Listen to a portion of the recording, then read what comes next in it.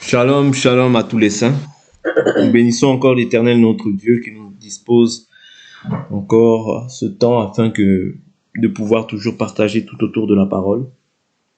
Et nous disons à tout à chacun que la grâce et la paix de notre Dieu vous soient multipliées dans le nom de Jésus-Christ, l'unique et le seul vrai Dieu. Nous sommes toujours sur notre enseignement que nous avions intitulé « Le culte de l'armée des cieux ».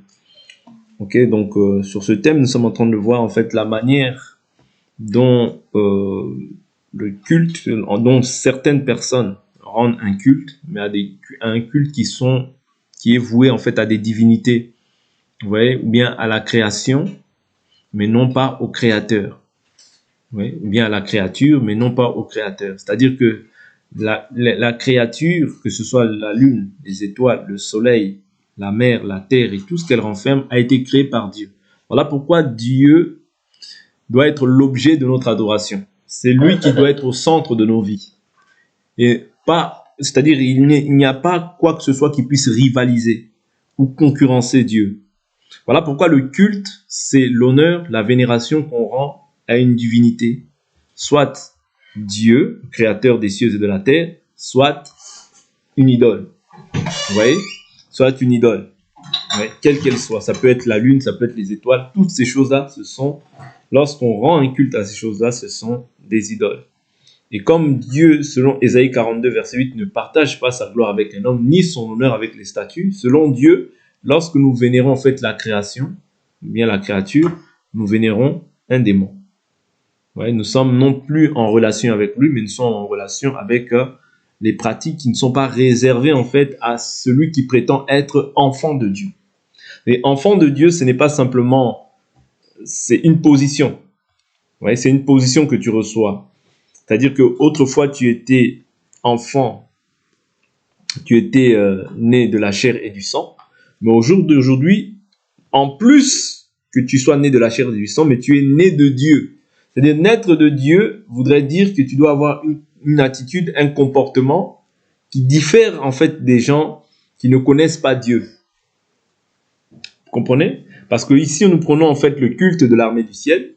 Mais en fait, tout ce qu'on met, je vous ai dit, tout ce qui prend la place de Dieu, ça devient aussi une idole. Lui, il est très important. C'est-à-dire, c'est comme si tu voues ou tu rends un culte à cette chose. C'est très important de comprendre que le culte, c'est quelque chose qu'on vénère, qu'on honore. Souvenez-vous, pourquoi est-ce que Élie a été détruit? Parce qu'il honorait plus ses enfants que Dieu.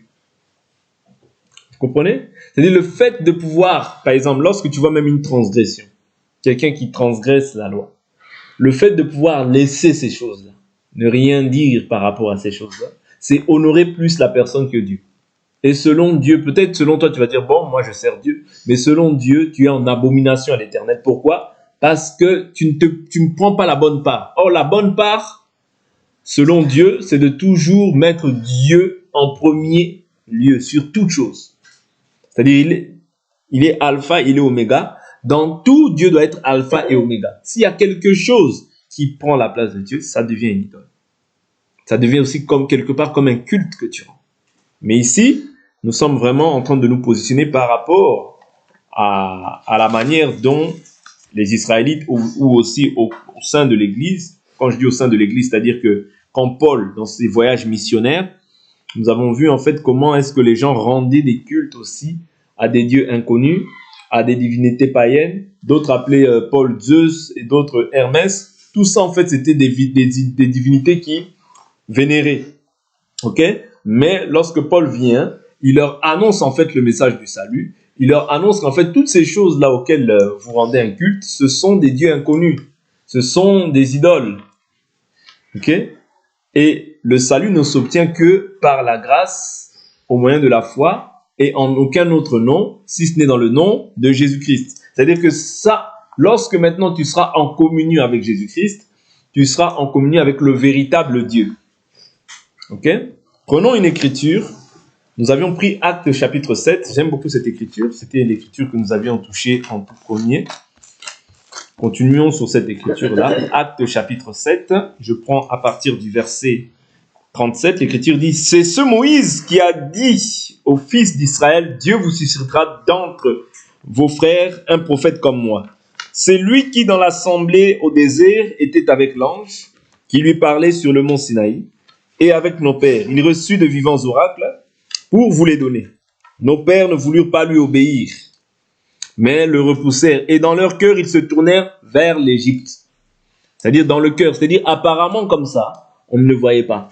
Mais du fait qu'ils ont refusé le message de Moïse qui venait de Dieu, dans leur cœur, automatiquement, ils se sont tournés vers l'Égypte. Voilà pourquoi quand quelqu'un refuse aussi, naturellement, quand on ramène ça maintenant dans le cadre de l'évangile, quand quelqu'un aussi refuse ta parole, c'est parce que dans son cœur, il se tourne, c'est-à-dire il est encore attaché aux pratiques de l'Égypte.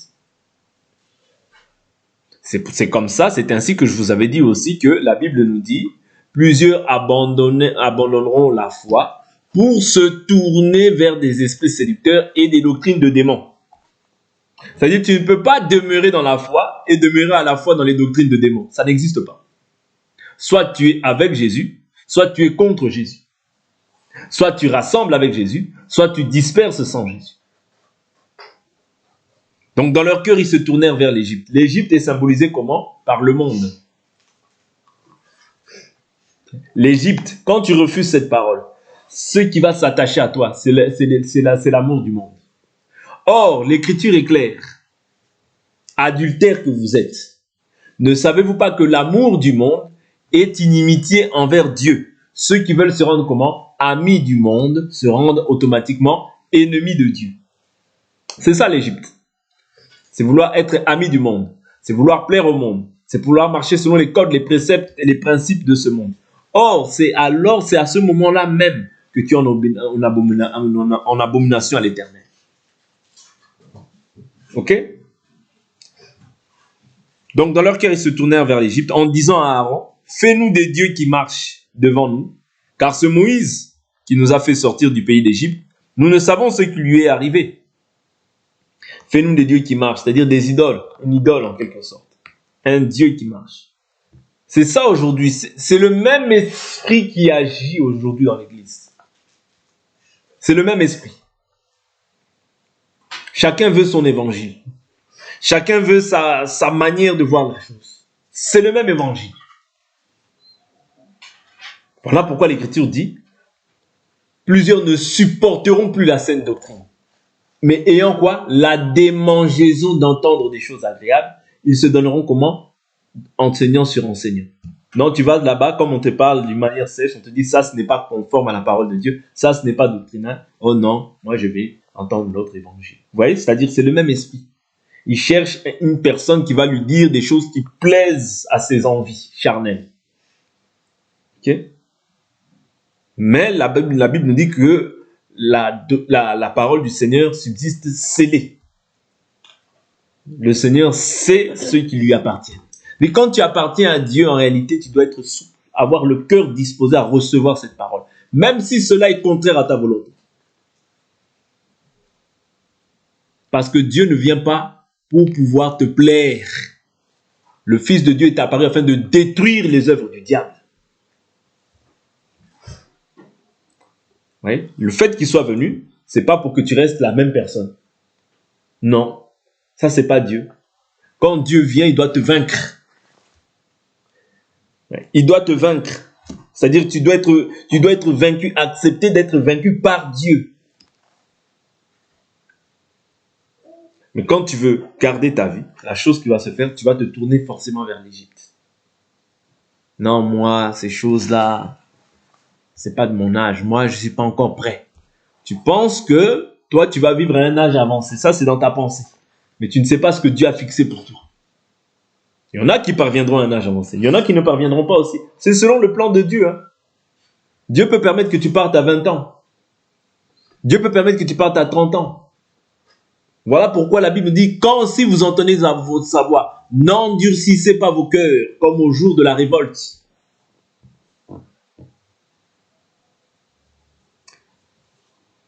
Verset 41. En ces jours-là, ils firent un veau. Ils apportèrent un sacrifice à l'idole. Et se réjouirent des œuvres de leurs mains. Alors Dieu se détourna et les livra au culte de l'armée du ciel. Selon qu'il est écrit dans le livre des prophètes, M'avez-vous offert des victimes et des sacrifices pendant 40 ans au désert, maison d'Israël? Vous avez porté la tente de Moloch et l'étoile du dieu Ronfa. Ces figures que vous avez faites pour les adorer, aussi je vous déporterai au-delà de Babylone. Ok? Nos pères avaient au désert la tente du témoignage, comme celui qui parlait à Moïse avait ordonné de la faire d'après le modèle qu'il avait vu. Donc ici, on voit que Moïse, la gloire de Dieu lorsque le tabernacle, ou bien la tente d'assignation, vous voyez, peu importe le nom qu'on nous donne, la tente du témoignage, ça représente la même chose. Moïse l'avait fait selon le modèle. Pourquoi? Parce que le modèle, c'est Dieu. C'est le modèle du ciel sur la terre qu'il reproduit. Voilà pourquoi, quand on fait un modèle qui est contraire à ce qui est écrit, on livre aussi les gens à des idoles. Et ces gens-là ne seront pas sauvés. Parce que c'est important de comprendre que tout part par le modèle. Tout passe par le modèle. Si le modèle, la Bible nous dit quand les fondements, quand on enlève une pierre, c'est plus le modèle. Quand on déplace une bande, ce n'est plus le modèle. C'est un culte idolâtre. Parce que on a déplacé en fait ce que Dieu attendait de nous. C'est-à-dire que Dieu, lorsqu'il vient, Dieu doit, pour venir, il faut que Dieu voie d'abord le modèle. Parce que sinon, c'est un culte idolâtre. Voilà pourquoi l'Écriture dit, celui qui retranche, je retrancherai aussi sa part de l'arbre de vie. Celui qui ajoute, j'ajouterai aussi les plaies décrites dans ce livre. Vous comprenez? C'est-à-dire que tout homme doit être reconnu menteur, Dieu seul, c'est-à-dire Dieu c'est sa parole, doit être reconnu comme étant vrai. C'est-à-dire tout ce que Dieu a dit est vrai. Tout ce que l'homme dit est faux. Tout ce qu'on ajoute, ça vient du malin, ça vient du diable. Voilà pourquoi un enfant de Dieu ne peut rien ajouter à cette parole. Rien. Parce que cette parole, avant que tu sois, elle était déjà. La modernité, c'est pas de Dieu. Il est le même hier, aujourd'hui, éternellement. Non, mais voilà, non, Dieu reste le même. Que toi tu veuilles changer, change, mais Dieu ne changera pas. Oui. Dieu ne changera pas. Parce que si on retire, je vous assure que c'est un culte idolâtre. C'est un culte des idoles. Et il n'y aura pas Dieu dans ces choses. Voilà pourquoi il faut faire attention. Parce que le même esprit aujourd'hui, c'est ce même esprit-là qui agit aujourd'hui dans l'église. C'est-à-dire les gens cherchent beaucoup plus à plaire aux gens plutôt que de plaire à Dieu. Quand on commence à vouloir plaire aux hommes, on rentre dans un culte idolâtre. Parce que les hommes, de tout temps, ont toujours eu un modèle déformé. Moïse est monté dans la montagne, Aaron a voulu satisfaire le peuple. Mais qu'est-ce qui s'est passé? La mort est entrée dans le camp. Pourquoi? À cause du modèle qui n'a pas été respecté. Voilà pourquoi ne cherchez pas à justifier quand on vous présente la parole. Acceptez la parole telle qu'elle est pour ton salut. Il n'y aura pas un autre salut. Si on te présente, si tu veux qu'on te fasse un évangile qui t'est approprié à toi, tu peux aller partout où tu voudras. Mais ici, on te dira toujours la vérité. Que tu l'acceptes, que tu ne l'acceptes pas. La parole ne bouge pas, nous ne bougerons pas. Je prends une écriture, 1 Roi, chapitre 11. Verset 1. Le roi Salomon aima beaucoup de femmes étrangères, ceux qui avaient été condamnés de par le Seigneur. Okay? Le Seigneur avait condamné ces pratiques-là. Et c'est à cause de toutes ces femmes-là que son cœur s'est détourné. Okay? C'est à cause de ces choses-là que son cœur s'est détourné. Beaucoup de femmes étrangères, outre la fille du Pharaon, des Moabites, des Ammonites, des Édomites, des Sidoniennes, des Hittites. Tout ce qui a été écrit d'avance l'a été pour notre instruction. Afin que nous aussi nous n'ayons pas les mêmes désirs que eux ont eu.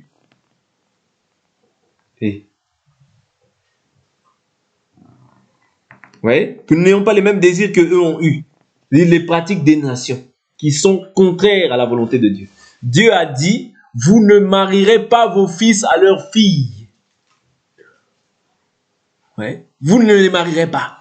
C'est-à-dire que toi aussi, quand tu lis la Bible, voilà pourquoi la Bible est bonne. La Bible nous dit, vaut mieux la fin d'une chose que son commencement.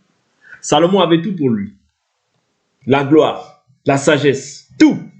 Mais à cause des convoitises, à cause du manque de maîtrise, voilà la finalité. La finalité, c'est que quoi? Il a commencé maintenant à vénérer les cultes, les dieux de ses femmes. Pourquoi? Parce qu'il n'a pas respecté l'ordonnance que Dieu lui a montrée. Quand tu ne respectes pas, tu n'hériteras pas. L'héritage que nous avons reçu, c'est la vie éternelle. Mais la vie éternelle, la Paul nous dit que c'est avec beaucoup de persécutions qu'il nous faut hériter du salut. Pourquoi tu n'acceptes pas qu'on se moque de toi? Toi qui es un enfant de Dieu, le monde doit se moquer de toi. Le monde doit dire que toi tu es dépassé. Pourquoi tu veux faire comme le monde?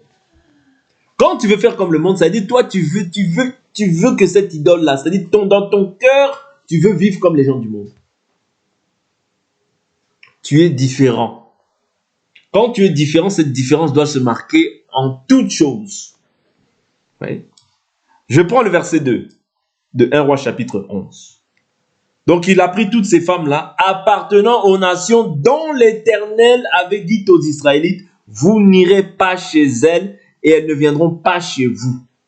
Elles détourneraient certainement vos cœurs vers les dieux, vers leurs dieux. Ce fut à ces nations que s'attacha Salomon, entraîné par l'amour. Il eut 700 princesses pour femmes et 300 concubines. Et ces femmes détournèrent son cœur à l'époque de la vieillesse de Salomon. Ces femmes détournèrent son cœur vers d'autres dieux et son cœur ne fut pas tout entier à l'Éternel. Voilà pourquoi je vous dis toujours qu'il faut beaucoup prier pour que ton cœur soit entier pour l'Éternel. Oui? Ton cœur doit être entier pour l'Éternel. Je répète, ton cœur doit être entier pour l'Éternel. Si ton cœur n'est pas entier, il sera toujours partagé entre l'idole et Dieu. Tu ne peux pas servir Dieu comme ça. Parce que servir Dieu comme ça, c'est être ni chaud ni froid. Et Dieu te fait la promesse que si tu n'es ni chaud ni froid, il te vomira. Parce que quand c'est les choses du monde, tu es aussi dans le monde. Quand c'est les choses de Dieu, tu aimes aussi les choses de Dieu. Tu aimes les choses de Dieu, mais tu aimes les choses du monde. Dieu ne peut pas prendre plaisir à toi. Je vous assure, Dieu ne peut pas prendre plaisir à une personne qui est comme ça. Parce que tu n'as pas encore compris en fait le sens de la mort, le sens du sacrifice. Le sacrifice que tu poses maintenant, les actes que tu poses aujourd'hui, c'est pour hériter de la vie éternelle. Mais tu ne te sacrifies pas, mais tu veux hériter de la vie éternelle. Non, ça ne fonctionne pas comme ça. Ça ne fonctionne pas comme ça, qu'on ne te trompe pas. Ça ne fonctionne pas comme ça. Ce n'est pas simplement croire en Jésus, tu seras sauvé. Oui, mais ça veut dire quoi croire? Croire, ça veut dire se conformer à sa volonté. Voilà pourquoi Jésus lui-même dans ce jour de la chair, il dit, non pas ma volonté, mais que ta volonté s'effectue. Si tu veux te charger de ta croix, il faut te charger de ta croix chaque jour. Ce n'est pas tu te charges aujourd'hui, de 19h à 20h, mais à un autre moment aussi, tu reposes la croix. Non, c'est pas ça. C'est-à-dire, à un moment, tu es idolâtre, mais à un moment de ta journée, tu deviens chrétien. Non. Dieu n'a pas besoin de toi encore tant que tu n'es pas fatigué ni chargé. Va encore vivre dans le monde. Quand tu seras fatigué, viens au Seigneur. Tant que tu cloches encore des deux côtés, comme Israël. Baal, Baal, Baal, l'Éternel, Baal, Baal, l'Éternel, Baal, Baal, l'Éternel. Non, tu n'es pas bon pour le royaume. Pour être bon pour le royaume, il faut être entier. Être entier ne veut pas dire que il n'y a pas des faiblesses qui peuvent se manifester. Si les faiblesses, si elles se manifestent, tu te repens. Mais tu ne marches pas dans cette faiblesse parce que ce n'est pas un esprit de timidité que Dieu a mis en nous, mais un esprit de force. L'idole doit être détruite si tu veux bien servir Dieu. Pour que la gloire de Dieu se manifeste, il faut que Baal d'abord tombe. Baal doit tomber, Dagon doit tomber. Il doit fléchir les genoux parce que toute langue confessera que Jésus-Christ est Seigneur. Toute langue doit confesser que Jésus-Christ est Seigneur.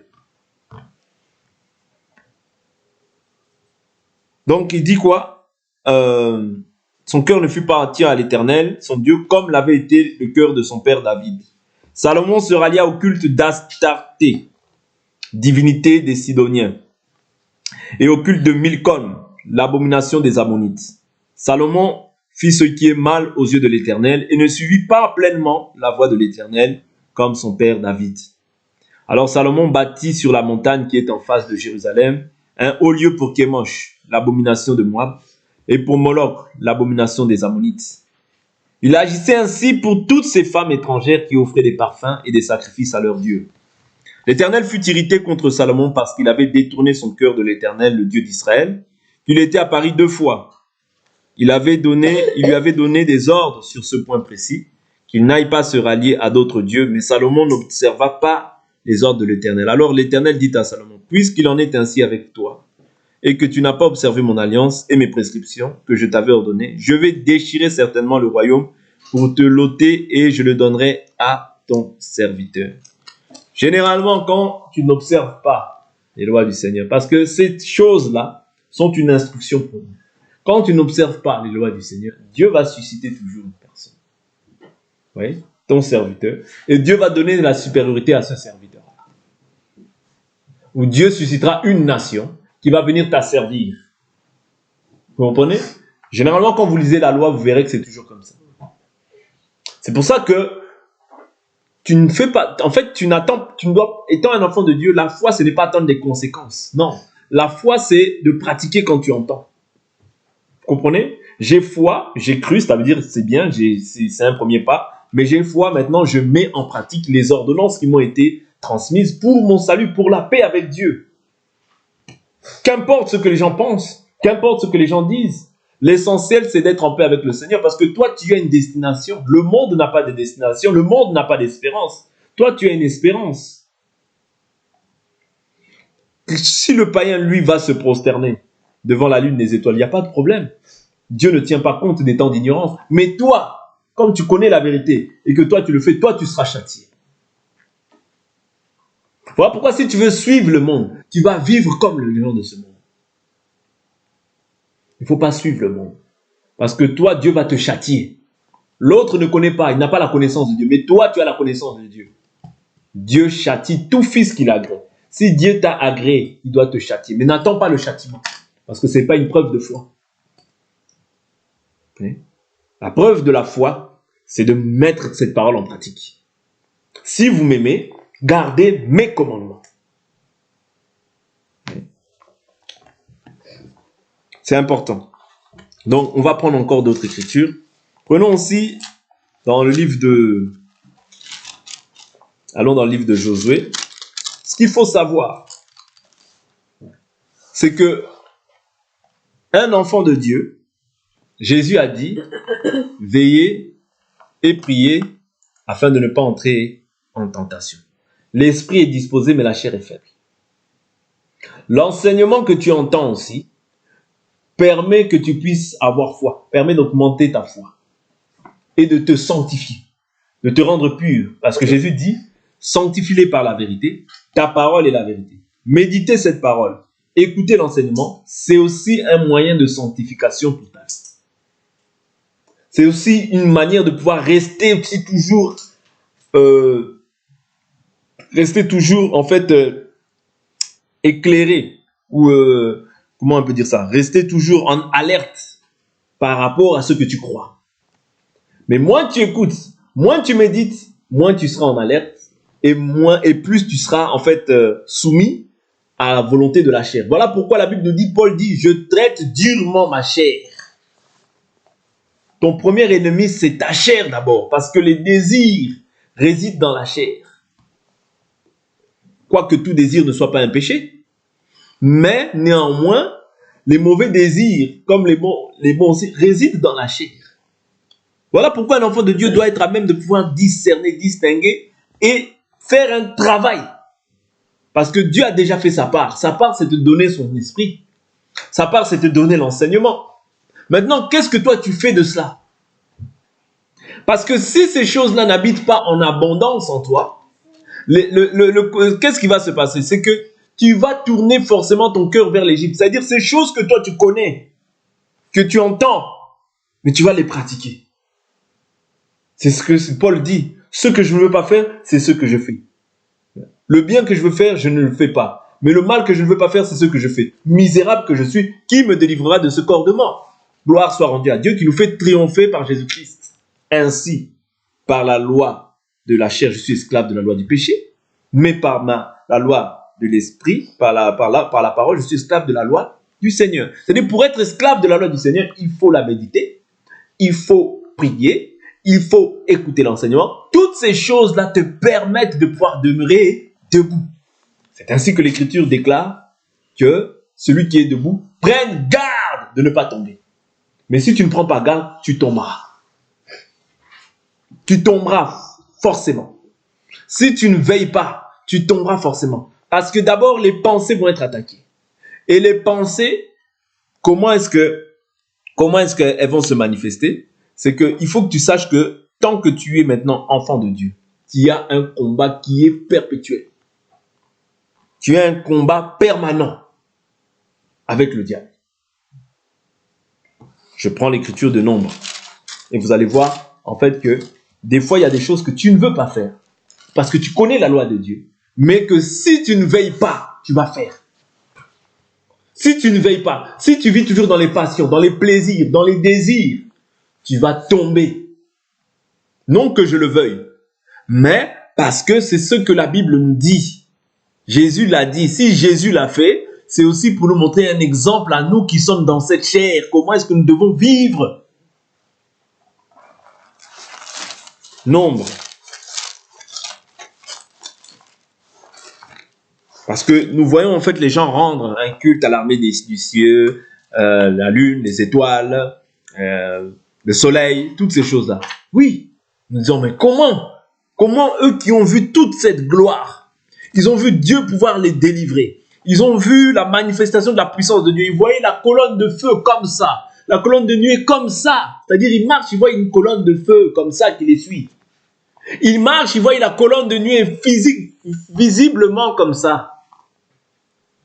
La mer rouge, elle s'ouvre en deux. Ils passent aussi à pied sec. La mer après aussi, elle se renferme sur les Égyptiens. Les Égyptiens meurent, ils sont délivrés. Ils voient le pain descendre du ciel. Les cailles être envoyées. Tout ça. Mais, qu'est-ce qui s'est passé?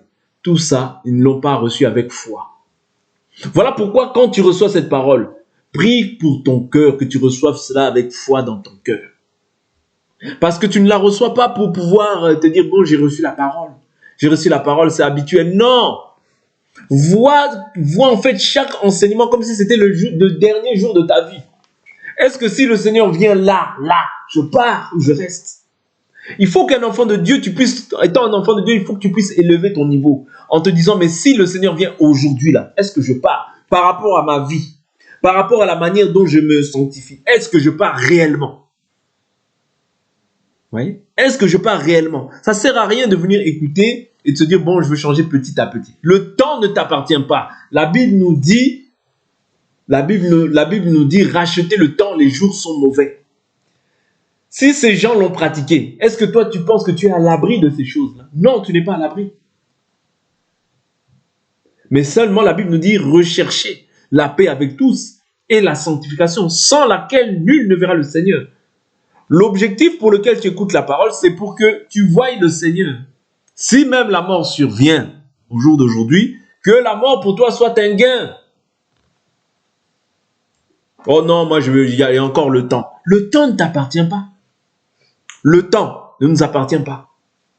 Le temps que Dieu nous accorde sur cette terre, c'est pourquoi? C'est pour nous sanctifier davantage. Parce que la Bible dit, celui qui est saint se sanctifie davantage. Mais celui qui est juste, qu'il soit encore juste. Mais celui qui se souille aussi, qu'il se souille davantage.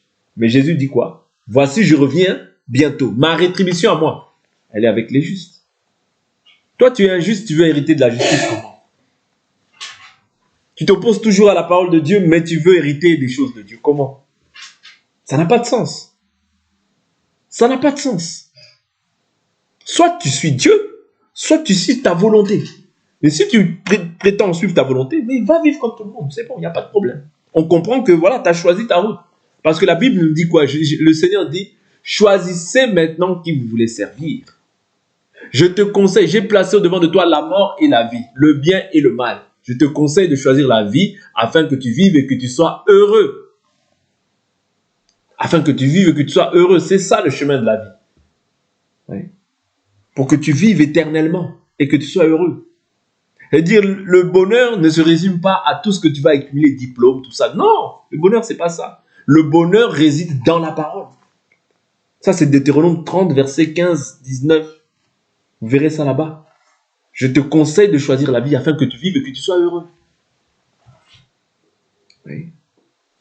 Nombre, chapitre 22. Ici, nous voyons Balak. Je vous avais dit que nous sommes dans une guerre perpétuelle. Un enfant de Dieu est dans une guerre perpétuelle. Ouais. Pourquoi? Simplement pour te détourner, en fait, du véritable culte et pour te tourner vers le culte de l'armée des cieux. Quand je parle, je prends le culte de l'armée des cieux. Ça veut dire commencer à faire ce qui est contraire, en fait, à la volonté de Dieu. Parce qu'un culte, on le rend, n'oubliez pas ce que j'ai dit, on le rend à une divinité. Soit l'éternel Dieu, soit la lune, les étoiles, le soleil, ou bien une quelconque personne, ou voilà. Dans certaines contrées, ça peut être des personnes, dans certaines contrées, ça peut être la lune, dans certaines contrées, ça peut être un animal, dans certaines contrées, ça peut être l'eau, le ciel, voilà, peu importe, mais c'est un culte que tu vas rendre à ces choses. Et le fait que tu rendes un culte à ces choses-là, crois-moi, Dieu se détourne directement de toi. Mais il n'y a pas que, parce que quand la Bible nous dit ceux qui abandonnent la loi louent le méchant. Quand tu commences à te plaire dans les voies du méchant, tu deviens abominable en l'égard de Dieu. Pourquoi? Psaume nous dit, heureux l'homme qui ne marche pas selon les conseils des méchants, qui ne s'assied pas en compagnie des moqueurs, qui se détourne de la voie des pécheurs, mais qui trouve son plaisir dans la loi de l'Éternel. Je prends encore une écriture qui me vient à l'esprit. 2 Corinthiens chapitre 6, verset 14, la Bible nous dit, ne formez pas un attelage disparate avec les incroyants. Quelle part le croyant a-t-il avec l'incroyant? Quel rapport y a-t-il entre les ténèbres et la lumière? Entre Christ et Bélial? Entre le temple de Dieu et le temple des idoles? Oui. Selon qu'il est écrit, vous êtes le temple du Dieu vivant. J'habiterai au milieu de vous, je serai votre Dieu, vous serez mon peuple. C'est pourquoi, sortez du milieu d'eux, mon peuple. Ne touchez pas à ce qui est impur, moi, je vous accueillerai. C'est-à-dire, pour être accueilli, il faut une discipline. Ce n'est pas parce que tu veux. Non, ce n'est pas parce que tu as la force. Non, c'est la discipline que tu dois t'imposer parce que tu as cru. Vous croyez que le sorcier a peur de toi? Non, le sorcier n'a pas peur de toi. Vous croyez que le démon a peur de toi? Non, le démon n'a pas peur de toi. Le démon craint Jésus qui est en toi. Oui. Le démon craint Jésus qui est en toi. Mais si Jésus cache sa face, le démon n'aura plus peur de toi.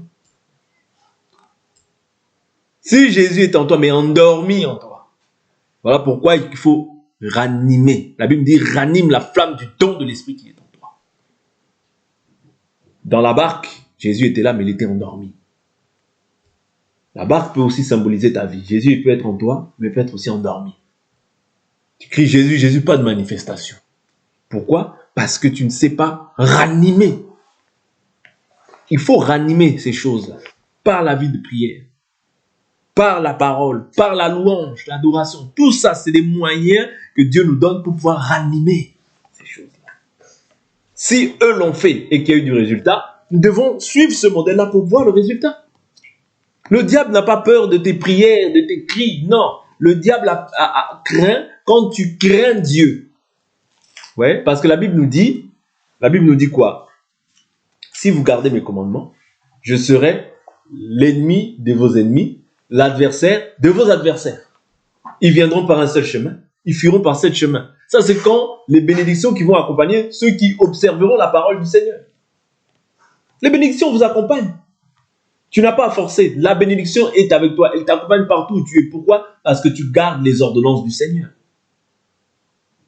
Mais comment est-ce que ces gens-là n'avaient pas dit Amen? Si, ils ont tous dit Amen. Lorsque Moïse dit, oh, bon, maintenant moi je veux... lorsque Moïse dit, lorsque Moïse part, qu'est-ce qu'il leur dit? Il leur dit, gardez la parole de l'Éternel. Lorsque Josué part, il leur dit, non, nous garderons. Eux tous, ils ont dit, oui, nous garderons. Mais par la suite, nous avons vu aussi beaucoup de gens se détourner. Même leurs enfants ne plus connaître qui était l'Éternel. Pourquoi? Parce qu'il y a eu le refroidissement. Parce que les gens ont voulu vivre maintenant comme ils voulaient. Ouais. Les gens ont voulu se conformer au siècle présent. Le conformisme, ouais, du siècle présent, ce n'est pas de Dieu. Et ça ne le sera jamais. Balak suscite Balaam. Balak vient voir Balaam en disant, je sais que celui que tu maudis est maudit. Celui que tu bénis est béni. Maudis-moi ce peuple, car il est plus fort que moi. Le diable connaît le divin qui est en toi. Ouais, le diable connaît le divin qui est en toi. Mais le diable, pour autant, ne va pas se priver de pouvoir te tenter. Voilà pourquoi l'Écriture nous dit, votre adversaire, le diable, rôde tout autour de nous, cherchant qui il dévorera. Ne pense pas que te dévorer, c'est seulement te tuer comme ça physiquement. Non. La première mort, c'est la mort spirituelle. Quand la mort spirituelle a agi, le diable sait que maintenant, il a main mise sur toi. Quand tu ne t'affectionnes plus aux choses d'en haut, crois-moi, le diable a main mise sur ta vie. Pourquoi? Ton cœur n'est plus entier pour Dieu. Voilà pourquoi la Bible dit, tu aimeras le Seigneur ton Dieu de tout ton cœur. Premièrement. Ton cœur, où il est. C'est quand le cœur n'est plus attaché au Seigneur que ton cœur commence à se détourner facilement dans les futilités. Quand ton cœur n'est plus entier pour Dieu. Voilà pourquoi la Bible dit, tu aimeras. Tout passe par l'amour. Tout passe par l'amour. Même lorsque Jésus il parle dans les lettres de cette église, il dit, tu as abandonné ton premier amour. Tu as abandonné ton premier amour. Tout passe par l'amour. Tu aimeras l'Éternel ton Dieu de tout ton cœur, de toute ton âme, toujours l'amour, de toute ta pensée, toujours l'amour, et de toute ta force, toujours l'amour. Aimer, aimer, aimer, aimer, aimer. Aimeras l'Éternel ton Dieu de tout ton cœur, de toute ton âme, de toute ta pensée, de toute ta force. Donc, ton amour doit être dans ce qui est écrit. Si ton amour n'est pas là, crois-moi, il sera forcément autre part. Balak il a fait des éloges à Balaam. Il ne s'est pas fatigué pour autant. Il a envoyé par la suite. Balaam lui a dit non, je ne peux pas maudire. Ouais, mais il a envoyé plusieurs personnes à sa suite. Il a renvoyé encore d'autres personnes. Simplement pour nous faire comprendre en fait aussi le caractère et le comportement du diable. C'est-à-dire qu'il ne se fatiguera pas. Si pour notre maître même qui est venu dans la chair, il ne s'est pas fatigué, il chercha une occasion favorable pour le livrer. À combien plus forte raison nous aussi qui sommes dans cette chair? Voilà pourquoi il faut être alerte. Ne sois pas distrait. Nous sommes dans le monde, nous ne sommes pas de ce monde. Pourquoi? Parce que ces choses-là, comme je vous l'ai dit depuis tout à l'heure, nous ont été données pour notre instruction. Toutes ces choses que nous voyons peuvent nous arriver. Si tu ne veilles pas, tu vas commencer à mettre la parole de côté. Tes pensées vont être occupées à autre chose. Ton âme ne sera plus entière dans ces choses-là. Et tu vas voir que facilement tu vas te détourner. Pourquoi? Parce que tes regards ne sont plus plongés sur les choses de Dieu. Cette même malédiction, quand ils étaient dans la volonté de Dieu, que Balaam a prononcé, quand ils étaient dans la volonté de Dieu, qu'est-ce qu'il dit Balaam? Il dit, dans Nombres chapitre 23, verset 8, il dit, comment vouerai-je à la malédiction celui que Dieu n'a pas maudit? Ça veut dire, pour que toi tu sois voué à la malédiction, il faut que Dieu d'abord te maudisse. C'est Dieu d'abord qui te maudit. Quand Dieu te maudit, même si dans la vie comme ça, on te voit que tu as du matériel, tu es bien, mais selon Dieu, tu es maudit. C'est-à-dire, pour qu'un enfant de Dieu soit maudit, il faut que Dieu d'abord le maudisse. Oui. Et comment Dieu te maudit? C'est lorsque tu ne gardes plus ses commandements. Ou lorsque tu embrasses une autre foi. Tu es déjà maudit. Parce que la Bible nous dit, même si moi, ou si un ange, vous annoncez un autre évangile que celui que vous avez reçu, qu'il soit anathème. C'est-à-dire qu'il soit maudit. C'est-à-dire que toi aussi, quand tu acceptes aussi la parole, une mauvaise parole, tu entres aussi dans la malédiction de cet ange ou de cet homme aussi qui peut, parce que l'ange peut se présenter par un homme. Ouais. Par un homme aussi qui t'annonce autre chose. Parce que de deux sources ne peut sortir l'eau douce et l'eau amère. C'est-à-dire que quand toi tu embrasses ça, vu que lui il est maudit, toi aussi tu embrasses ça, tu entres aussi dans sa malédiction. D'où l'importance de rester, de demeurer dans ce qui est écrit. Ok? Donc ici il dit, comment ouvrais-je à la malédiction celui que Dieu n'a pas maudit? J'ai bientôt fini. De Nombre chapitre 23, je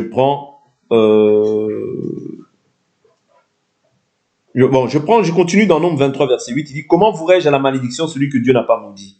Comment répandrai-je ma fureur quand l'Éternel n'est pas en fureur? Je le vois du sommet des rochers, je le contemple du haut des collines. Voici un peuple qui a sa demeure à part et qui ne fait point partie des nations. Qui peut compter la poussière de Jacob et dire le nombre du quart d'Israël? Que je meure de la mort de ceux qui sont droits et que ma fin soit semblable à la leur. Vous voyez, donc là, il prononce que des bénédictions. Nombre 23, verset 23. Il dit, l'occultisme ne peut rien contre Jacob, ni la divination contre Israël. Au temps marqué, il sera dit à Jacob et à Israël, quelle est l'action de Dieu. Maintenant, cette même malédiction qu'il a prononcée, quand tu es dans la volonté de Dieu, il n'y a pas de souci. Mais maintenant, le rôle du diable, c'est quoi? C'est de susciter toujours une occasion de chute pour que toi, tu puisses désobéir à Dieu. Parce qu'une fois que Dieu t'a maudit, c'est alors que maintenant le diable prend l'avantage sur ta vie. Et cela peut se manifester aussi par le fait que tu ailles rendre un culte à l'armée du ciel. Dieu te maudit directement, le diable prend l'autorité sur ta vie. Est-ce que vous comprenez? C'est comme ça. Même aujourd'hui, c'est comme ça que ça se déroule. Maintenant, dans le même livre de Nombre, qu'est-ce que nous voyons? Ici, nous étions dans Nombre chapitre 23. Lorsque nous allons maintenant dans Nombre chapitre 25, qu'est-ce qui se passe? La malédiction plane. Tant que nous n'avons pas maintenant accepté, la malédiction plane. Mais qu'est-ce qui se passe? Je vais m'arrêter là, ce sera le dernier passage. Il dit, Israël demeurait à Chittim. Et le peuple se mit à se livrer à la débauche avec les filles de Moab. Elles invitèrent le peuple au sacrifice de leur Dieu. Ça, c'était une main tendue du diable. Pourquoi? Pour les détruire. Ouais. Une main tendue du diable. Oh non, mais viens, on va là-bas, viens. C'est pas grave, ça fait rien. Toi, tu ne vois pas le diable au travers de cette parole parce que la personne est belle comme ça, ou bien que la personne est tendance. Toi, tu te dis non, ça c'est rien, ce n'est pas le diable. C'est le diable qui passe par une personne. Et je vous ai dit, le diable est beau. Qu'on ne vous mente pas. Le diable est beau. Il peut susciter aussi des personnes pour pouvoir te détourner de la volonté de Dieu. Voilà pourquoi reste attaché à ce qui est écrit. Il dit, elles invitèrent le peuple au sacrifice de leur Dieu, et le peuple mangea et se prosterna devant leur Dieu. C'est fini, ils sont maudits. Est-ce que vous comprenez? Il fallait simplement trouver une occasion pour pouvoir maintenant les atteindre et les maudire. Dès lors, maintenant, ils vont. Déjà, le fait d'aller au sacrifice des dieux des gens, toi étant un enfant de Dieu, tu ne peux pas aller dans une mosquée pour te prosterner. Tu te prosternes devant l'armée des cieux parce qu'il prie le Dieu lunaire.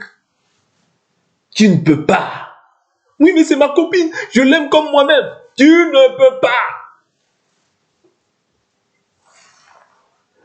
Israël s'accoupla avec Baal-Péor. Vous voyez comment Dieu appelle ça? S'accoupler. Vous voyez? Le fait d'aller rendre un culte à d'autres dieux, Dieu appelle ça s'accoupler. Or, s'accoupler, on l'emploie dans le terme où quand une personne de sexe opposé vont maintenant s'accoupler pour pouvoir engendrer quelque chose, pour pouvoir du moins avoir des enfants. Mais Dieu appelle cela aussi s'accoupler, c'est-à-dire aller se livrer à un culte étranger. Aller prendre un autre Dieu, c'est aller prendre un autre époux, un autre mari. Parce que ce même époux, il va te transmettre un enseignement. Et cet enseignement-là, la Bible nous dit que la semence, c'est la parole de Dieu. C'est-à-dire que toute autre parole, c'est aussi une autre semence que tu reçois. Et quand tu reçois cette autre semence, tu te détournes de la volonté de ton premier époux, qui est l'Éternel, notre Dieu, selon Ésaïe, chapitre 54, je crois, si je ne m'abuse. Gardez la parole. C'est comme ça que maintenant le Satan est entré et qu'il y a eu une plaie dans le camp et que la mort est entrée dans le camp. Le diable va tenter par tous les moyens. Voilà pourquoi veille, prie, garde la parole et tu seras victorieux face à l'adversité. Que l'Éternel Dieu nous bénisse. Ouais. Et pour aujourd'hui, on va s'arrêter là. Nous allons prier. Si vous voulez toujours lire du moins le chapitre 25, vous pouvez le lire. Il y a eu plus de 24 000 morts, mais c'est simplement la pensée que je voulais transmettre par cet enseignement. Que Dieu nous bénisse. On s'arrête là, on va prier.